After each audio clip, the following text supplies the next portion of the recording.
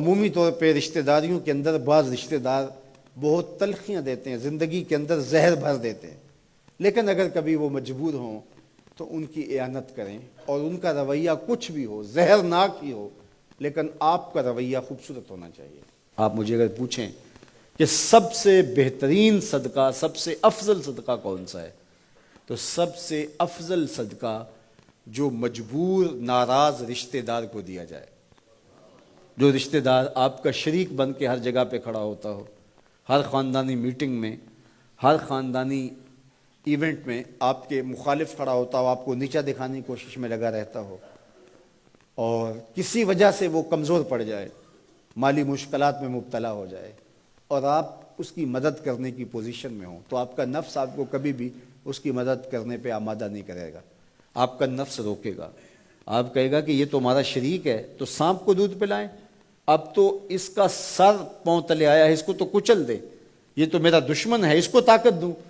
نفس کبھی بھی نہیں چاہے گا کہ اپنے شریک دشمن کی مدد کی جائے، لیکن سب سے افضل صدقہ وہی ہے جو ناراض رشتہ دار کو دیا جائے، اس لیے کہ اس میں نفس شامل نہیں ہوگا، اور جس عمل میں آپ کا نفس شامل نہیں ہوتا اس عمل سے تمہارا رب راضی ہوتا ہے۔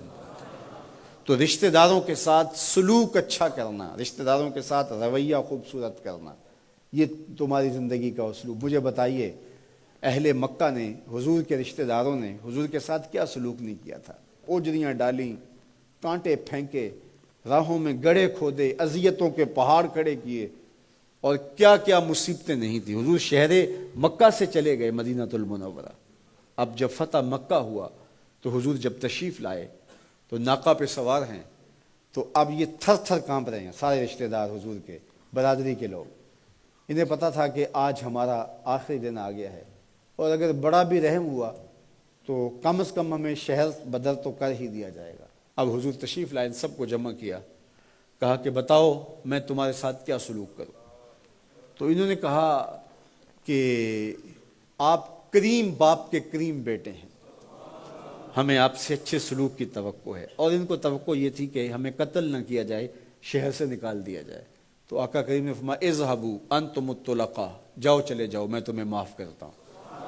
اور آج تم سے وہی کہتا ہوں جو حضرت یوسف علیہ السلام نے اپنے بھائیوں سے کہا تھا، لا تثریب علیکم اليوم، جاؤ چلے جاؤ، تم سارے آزاد ہو۔ اور حضور نے سب کو معاف کر دیا۔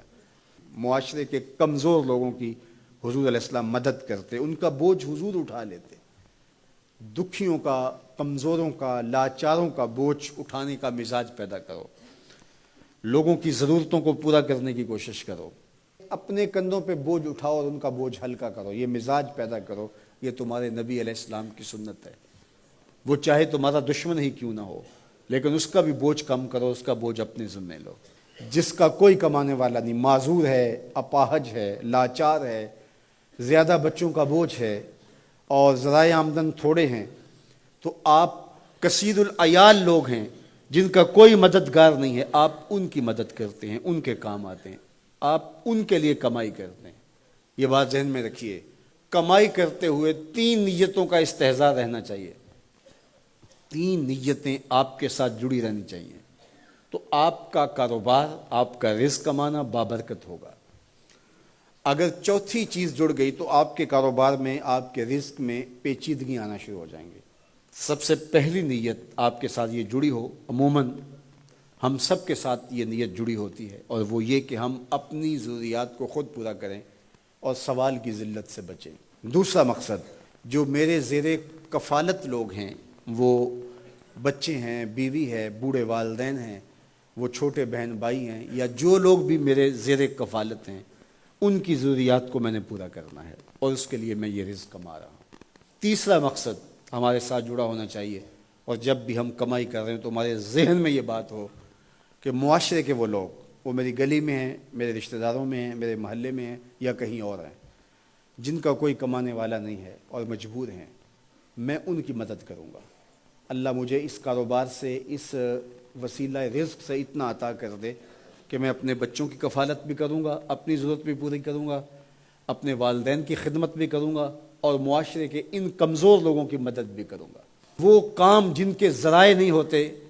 آمدن کے، بلکہ اخراجات ہوتے ہیں میں ان کاموں میں لگوں گا، مدارس دینیہ ہیں، مساجد ہیں